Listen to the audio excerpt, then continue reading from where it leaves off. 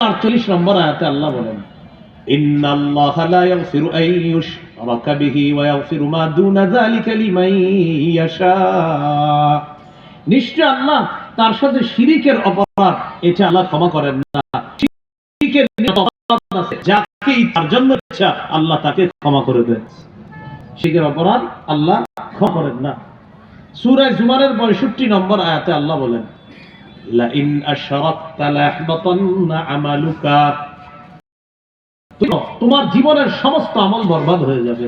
একটা মানুষ 63 দিন আল্লাহকে সিজদা দেয়, হঠাৎ আবেগে বছরে একদিন কার সাথে জানি বাস ভর্তি হয়ে কোথায় গেছে, যাওয়ার পর আবেগে আরেকটা সিজদা আরেক জায়গায় দিছে। এই যে আল্লাহ আরেক জায়গায় সিজদা দিছে, ঈমান চলে গেছে, শিরকের কারণে তার আমল বরবাদ হয়ে গেছে। ঠিক না? এখন আমার এই ওয়াজটা অনেক তার গায়ে বলবে, হুজুর কারে বললো বছরে একদিন আরেক জায়গায় গিয়ে সিজদা দেওয়া। এরকম যদি এই জায়গায় কেউ থাইকা থাকেন তো আমনেরই কইছি। এই যে এরকম যদি আপনি বলেন যে হুজুর আর বললো, যদি এই জায়গায় কেউ থাকেন যে হুজুর আমি বছরে এক জায়গায় গিয়ে আরেক জায়গায় সিজদা দিই, আল্লাহর কসম ওয়াজটা আমি আপনারই করছি।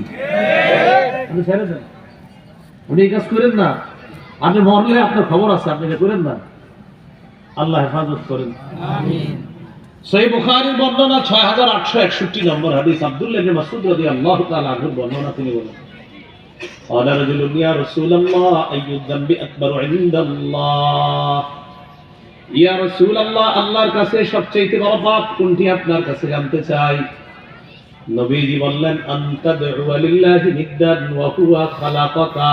যে আল্লাহ তোমাকে সৃষ্টি করলেন ওই আল্লাহর সমকক্ষ হিসাবে কাউকে ডাকা, এটা আল্লাহর কাছে সবচেয়ে বড় পাপ। আল্লাহ তোমার সৃষ্টি করলেন,